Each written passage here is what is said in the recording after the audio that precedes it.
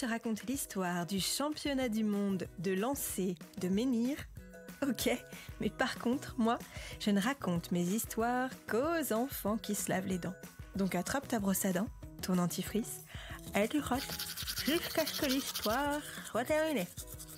3, 2, 1, 0. Si je te parle de potions magiques, de Romains et d'un village peuplé d'irréductibles Gaulois, ça te fait penser à quoi? Je suis certaine que tu as trouvé. Astérix et Obélix, bien sûr. Tu connais certainement leurs aventures.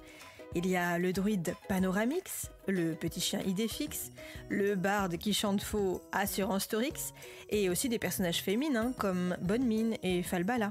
D'ailleurs, qu'est-ce que tu sais au sujet d'Obélix? Qu'il est tombé dans la potion magique quand il était petit, oui, c'est vrai, et c'est d'ailleurs pour ça qu'il n'a pas le droit d'en boire. Mais est-ce que tu sais ce qu'il fait dans la vie, Obélix, à part manger des sangliers? Parce qu'il a un métier. Il est livreur de menhirs, ces énormes pierres qu'il transporte dans son dos. Et figure-toi que c'est amusant, il existe un championnat du monde de lancer de menhirs. Oui, un vrai de vrai championnat, avec de vrais participants, pas des personnages de bande dessinée. Tu veux savoir s'ils boivent eux aussi de la potion magique? Je vais te dire ça dans un instant. Mais avant, j'ai une devinette pour toi. Est-ce que tu sais ce qu'est le tartre? Une petite idée? Le tartre, c'est de la plaque dentaire qui a durci. Et il n'y a que le dentiste avec ses appareils spéciaux qui peut l'enlever.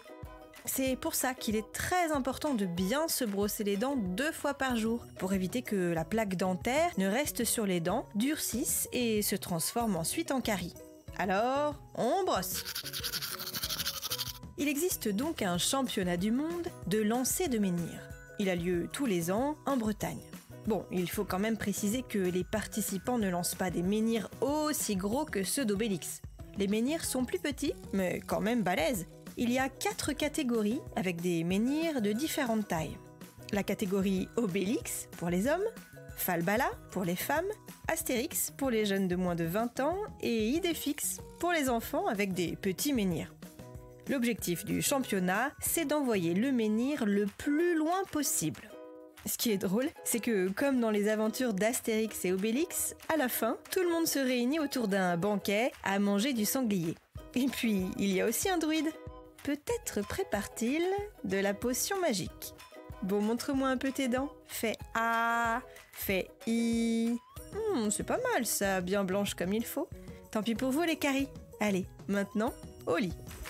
Je vais pas aller me coucher. Retrouvez les épisodes des Dents et Dodo sur le site et l'application BFM TV et sur toutes les plateformes de streaming.